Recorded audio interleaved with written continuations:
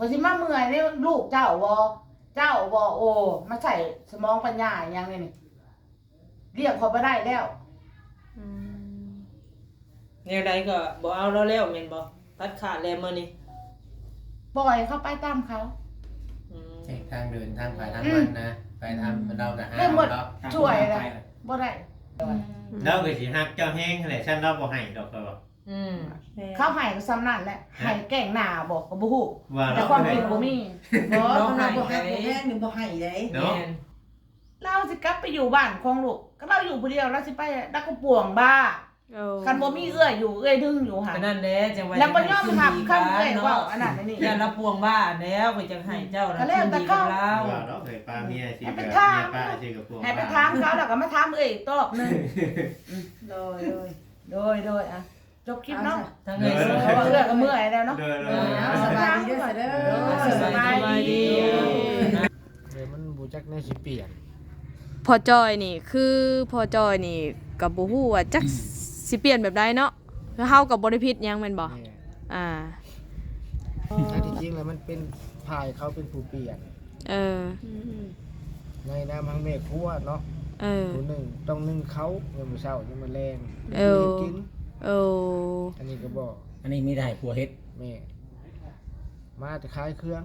มามืดก็แม่นได้1 มื้อโอ้คือคันคือเจ้าบ่หนึ่งแล้วแม่นเราก็บ่หนึ่งอยู่ใช้ก็อยู่หั่น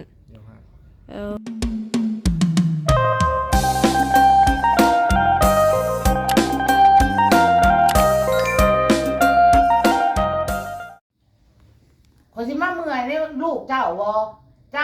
โอ้มาใส่สมองปัญญาอย่างนี้นี่เรียกเขาไปได้แล้วแนวใดก็บ่เอาแล้วแม่นบ่ตัดขาดแล้วมื้อนี้ปล่อยเขาไปตามเขา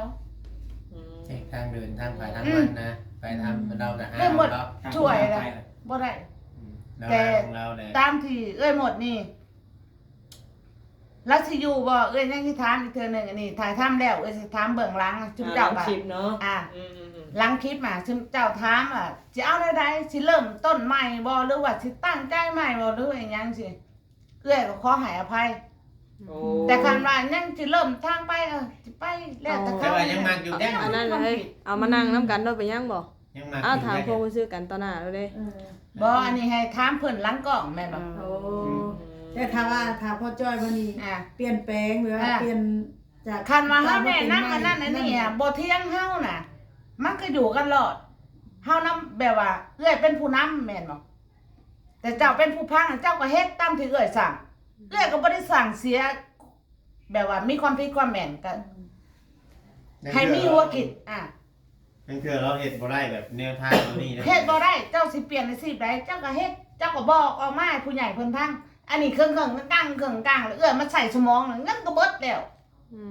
เอื้อยก็เมื่อยเดี๋ยวจะปล่อยเข้าไปนะถ้าชั่วแล้วว่าน่าได้กับแบบบ่ได้ใจแล้วหั่นนะก็คือแบบว่าคือจังหวะแหละคือเอื้อยหมดว่าไปอยู่บ้านนงมันแง้วเนาะถ้าลูกผู้นั้นมาพอกพ้นก็เอื้อยหมดเบิดเงิน5 ล้าน 6 ล้านนะเงินของเอื้อยได้เอื้อยเฮ็ดงานเฮ็ดเวียกอยู่ในตลาดซิโนลูกอะไรลูกก๊อกของเพิ่นน่ะชื่อบักโอยชื่อโอยขอเงินบ่ขอเงินขอนั่นขอนี่กินยาบ้าควายเมาไผสิอยู่ได้พ่อกับแม่เป็นรับจ้างตัดอ้อยเนาะปลูกมันเสียหญ้าอ้อยเสียหญ้ามันแรงมากไม่เฮ็ดกับข้าวกับน้ำไผสู่ได้ชุมเจ้าซอยกันพังชูบ่ได้นี้จากดงมาแง้วมาเนี่ยคืออันนั้นแหละนี้จากลูกของเพิ่นน่ะมันชั่วมากินแต่แห้งค่อยมีเงินทุนเท่าไหร่ค่อยจกออกมาแบบว่าหมดนะจากที่ยังบ่ได้อยู่นำกันเนาะตอนน่ะก็ทำมาสร้างอาชีพของตัวเองขายเครื่องขายของเนาะแบบว่าเป็นลูกน้องเขาเป็นอาชีพแล้วก็ผัดเก็บกำเนาะเงินคำอีหยังนี่ไหวกับเพิ่นบัดมาอยู่กับเพิ่นแล้วลูกเพิ่นเป็นอันนี้เป็นอันนั้นผัดจกเงินของก่อนของเฮ็ดเวียกงานน่ะก็เบิดไปหลายล้านเบิดเงิน5 ล้านตั้งแต่ไปอยู่กันมาดงมาแง้วบ่ฮอดเดือน มาพอกมาพ้นอย่างเดียว กินยาหมาควายยาเมา อืม ลูกชายเพิ่นน่ะเอ้ยบอกว่าเอ้ยอยู่บ่ได้ข้าเจ้าเลือกลูกเจ้าก็อยู่กับลูก อืม แต่จะพากันหนี้ออกแต่ฮัน กับพากันนี่ออกทหารแล้วเพิ่นบอกว่า ขอแม่ก็ว่า อยากเฮ็ดบุญกับเมียซะแล้วก็พาจะไปคนสิเลี้ยงเจ้าดอกเฮ้ยว่าพอจ่อยว่านั่นนี่ ตอนนั้นบอก แม่ ตอนที่ว่าสิเฮ็ดบุญนี่บอก แล้วก็บอกว่า พออยากเฮ็ดบุญกับเมียเอาเจ้าสิหาเงินแนวไหนวะแล้วเพิ่นก็ว่า เบิดความคิดแล้วนั่นนี่เพราะว่าเฮือนนี่เพิ่นก็ช่วยเหลือกันมาเนาะผู้ใหญ่เพิ่นช่วยเหลือมาคันว่าเพิ่นตายไปแล้ว คือลูกก็บ่ช่วยทางนี้แล้วก็ลูกก็เป็นอันนี้แหละอันนี้เว้าในหลังกล้องเนาะหลังคลิปแม่นบ่ แต่ที่เจ้าคุยกันตะกี้บอก แม่ นะ แล้วก็เพิ่นก็เลยบอกว่า ถามคนข้างบ้านเนาะสื่อชาวนางเนาะคนในข้างบ้านดงมะแงวข้างบ้านที่เพิ่นซื้อหั่นแหละหับซื้อหยัง ชื่อดินบอกยังไงจ๊ะ ซื้อดินซื้อเฮือนนั่นน่ะก็คือชาวนาง อืม บ้านดงมะแงว อืม แล้วก็เพิ่นบอกว่าเบิดสอบหาเงินแล้วตั้งนั้นตั้งนี้ก็บ่ได้แล้วอยากเฮ็ดบุญกับเมียเพิ่นว่าก่อนสิเอาข่อยออกมาจากสิเอาเอื้อยหมดออกมาเลี้ยงมาเบิ่งเพิ่นเว้าแต่มันบ่เพราะว่ามีเอื้อยหมดนี่แหละที่แนะนำว่ากันเฮ็ดบุญกับเขาแล้วก็เฮาคือสิสร้างชาต่อไปใหม่ชีวิตน่ะเฮ็ดบุญกับเพิ่นซะเลยนางก็เลยออกมาใส่ความแนะนำว่ากันบ่มีก็ขายเข้าไปซะจ่อยขายแล้วก็เฮ็ดบุญกับเพิ่นให้เต็มที่ซะแล้วเพิ่นก็ลงมือมาขายก็นางเป็นผู้ซื้อบ้าน ดินของเพิ่นในดงมะแงว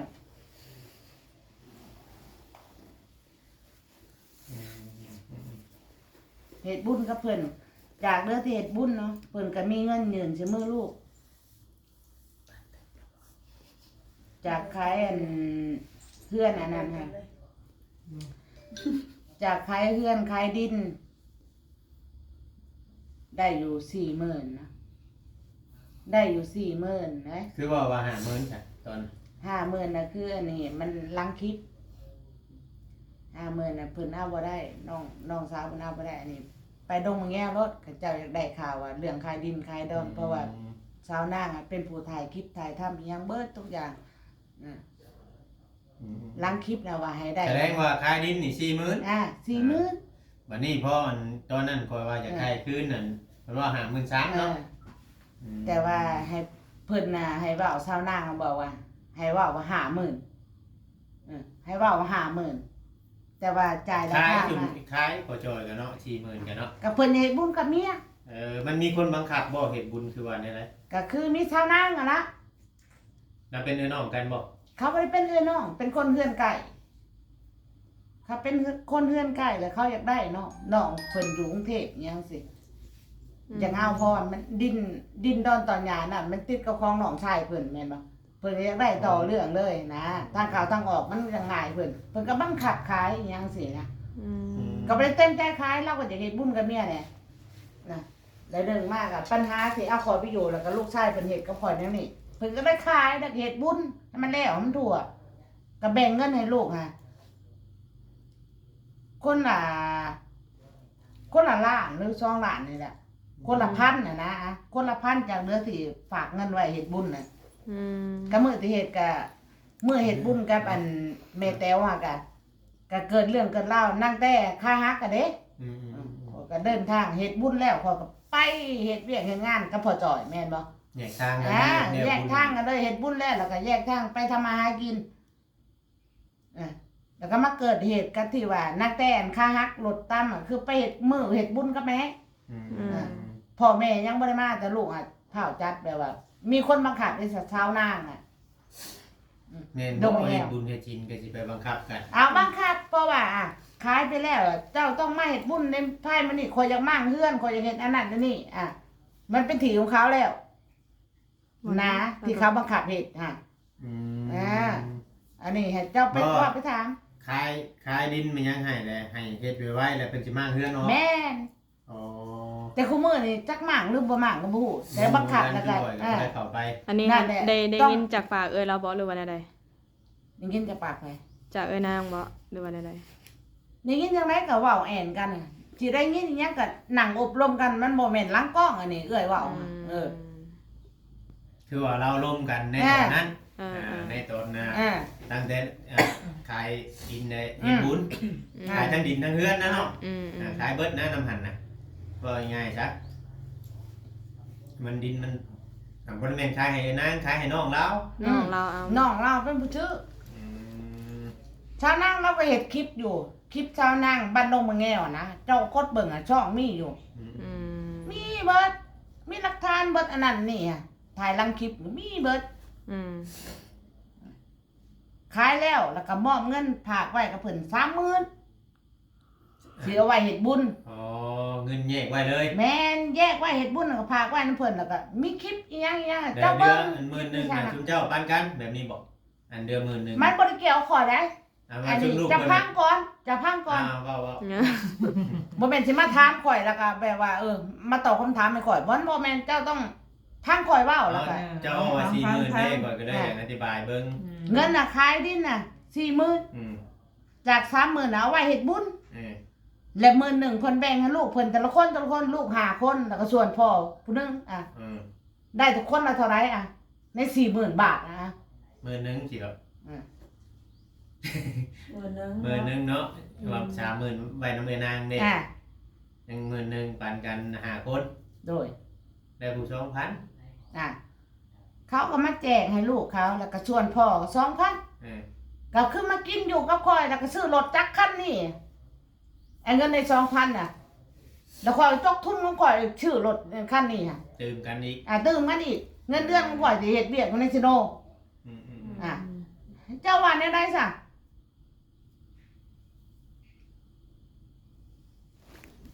มัน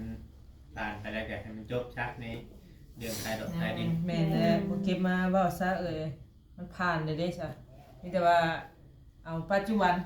จุบันมีได้และเจ้าก็จังน้อยก็โอ้ลมกับเราไหมคำว่าสิว่ามีเรื่องที่คุดลมกับเราในคำเราสิยอมเปลี่ยนยอมแปลง จะเว้าน้ำลาวก่อนเนาะให้เป็นเมียน่ะส่วนตัวเว้าคุยกันเบิ่งดูว่าสิให้ทางเฮาบ่ มีประโยชน์ บ่ยันไปว่า ให้ซุมเจ้านี่ไปถ่ายถ้ำซะแล้วก็ถามเราแล้วกลับมาถ่ายกับข่อยไปนี่เขาตอบได้ไรแล้วก็เอาคำถามที่เขาตอบมาแล้วก็มาถามเอื้อยแล้วเอื้อยสิตอบได้ไรเอาแล้วนี่ให้มันถูกต้อง เขาถามแล้วแล้วเมื่อกี้นี่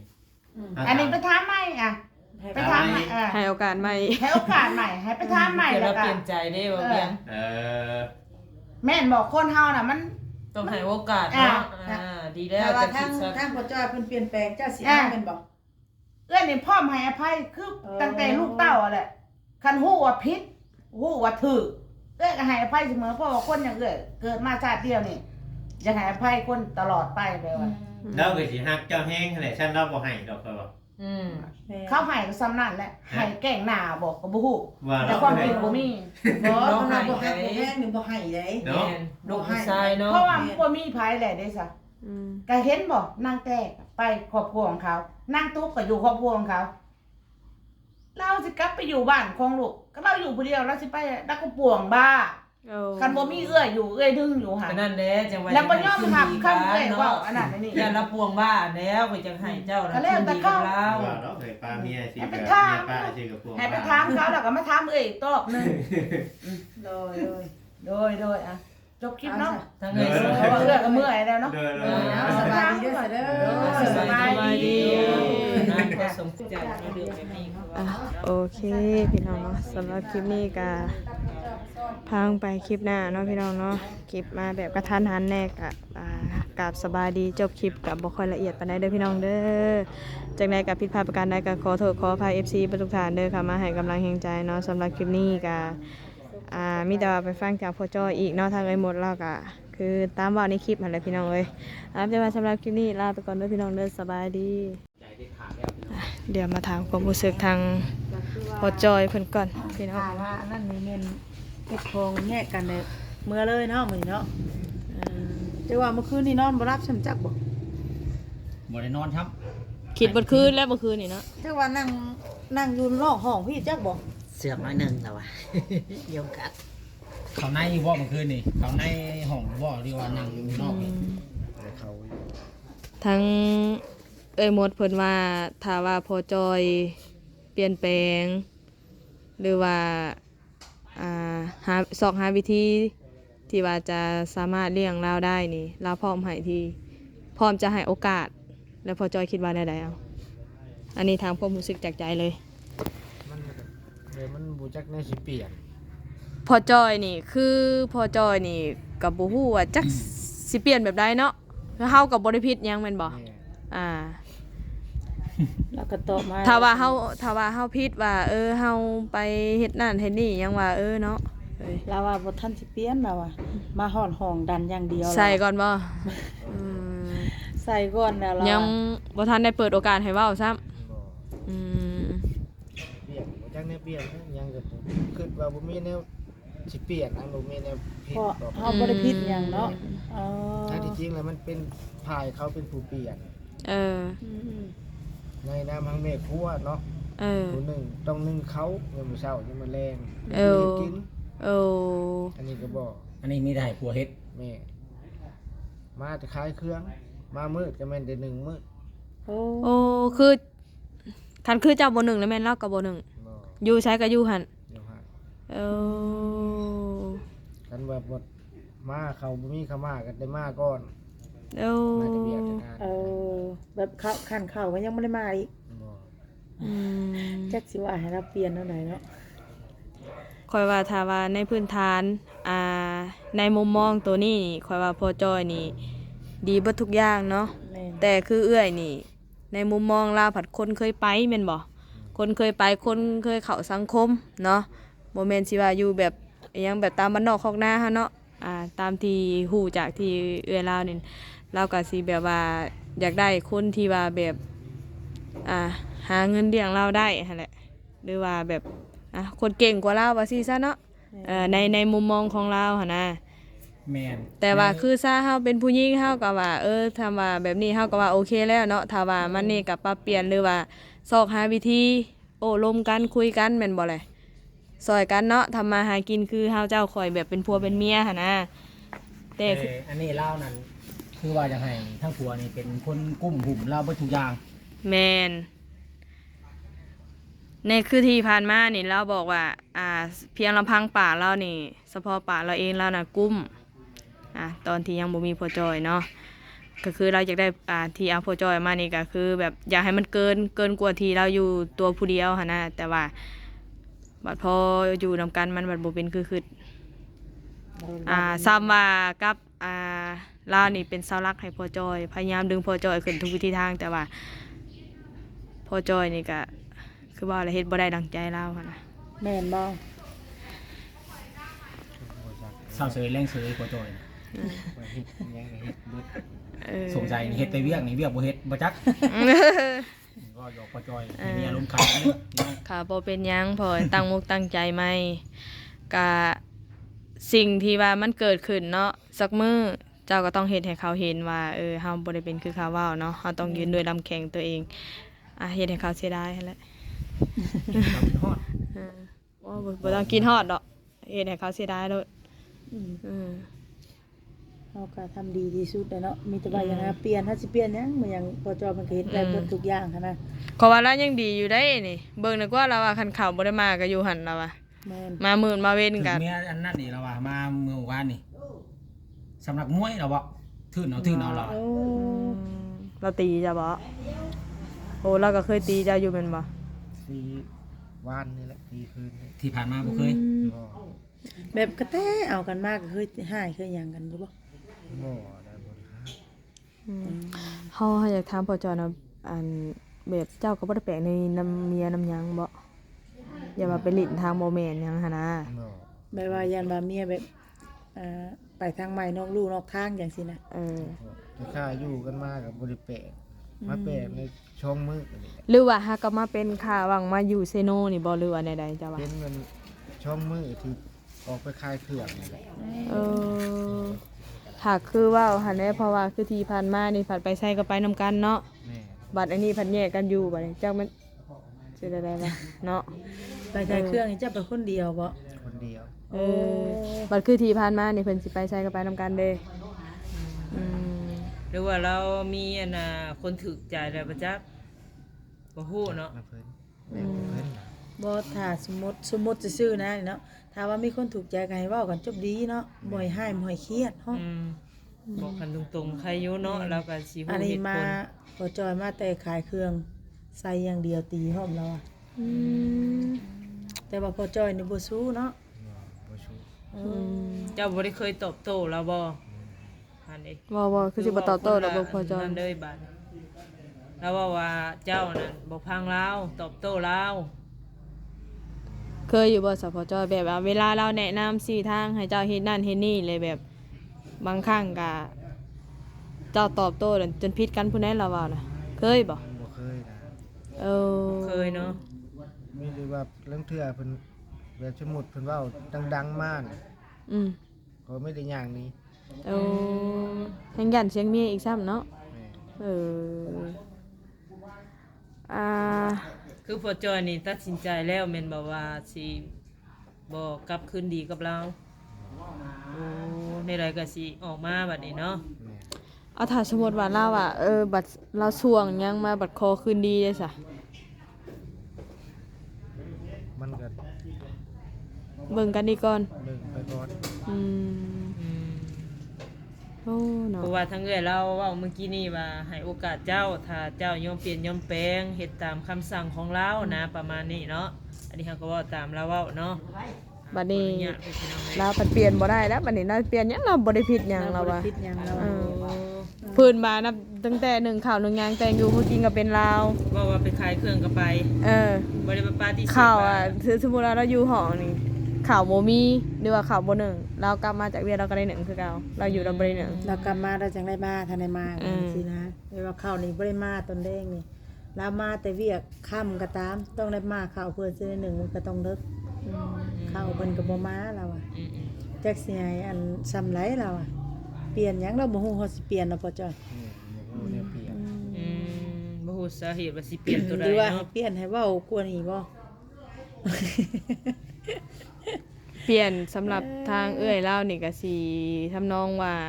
หาเงินหาคำ หาเงินหาคำเฮ็ดแนวใดสิแบบกลุ่มลาวหั่นนะข่อยฟังเว้านี่ล่ะสิประมาณทรงนี้ แล้ ล่ะ ว เอ ประ อ มาณนี้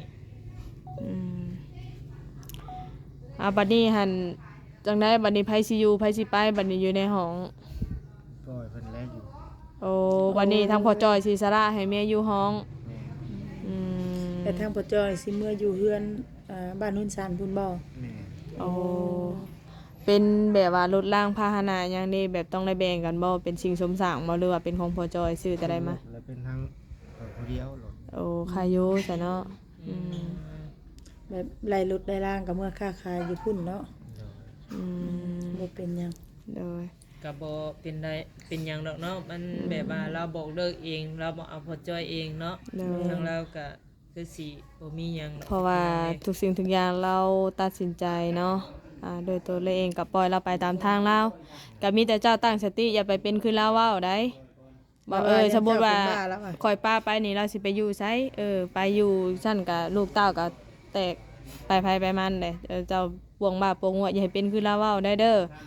มีแต่ตั้งมุกตั้งใจได้เจ้าแห่งผู้ชายซ้ำ ให้เขาเห็นคุณค่าของเฮา ต้องใจนักแน่นได้เป็นผู้ชายนี่ บ่เคยเสียใจแบบนี้มาก่อนแม่นบ่โอ้ อันนี้คือเสียใจแฮงเสียความรู้สึกเนาะหลังจากที่ว่าเฮาอยู่นํกันคุมื้อหั่นนะบ่เคยผิดเคยเถียงกัน เกิดมาปุ๊บปั๊บบัดเดียวเนาะ มาปุ๊บปั๊บบัดเดียวมันก็ให้ตั้งมันก็ต้องตั้งตะใจหรือว่าสติบ่ได้เนาะ โอเคสามีแต่ว่าคลิปนี้กันล่มกับเพิ่นไปเด้อเนาะมาแวะถามความรู้สึกทางพ่อจอยต่อจากคลิปเอื้อยเพิ่นสบายดีเด้อสาวพ่อจอยเด้อเลยโอเคพี่น้องสำหรับคลิปนี้ก็สิประมาณนี้เด้อพี่น้องเด้อขอขอบใจ FC ทุกท่านเนาะเข้ามาให้กำลังแห่งใจเด้อพี่น้องเด้อสำหรับคลิปก็เฮาจะต่อเป็น EP 2เนาะจะบ่ได้เบรกคลิปตัดคลิปเนาะจะลงเลยเด้อพี่น้องเด้อเนาะผิดพลาดประการใดก็ต้องกราบขอโทษขออภัยเนาะมีแต่ว่าสำหรับคลิปนี้เฮาลาไปก่อนเด้อพี่น้องเด้อสบายดี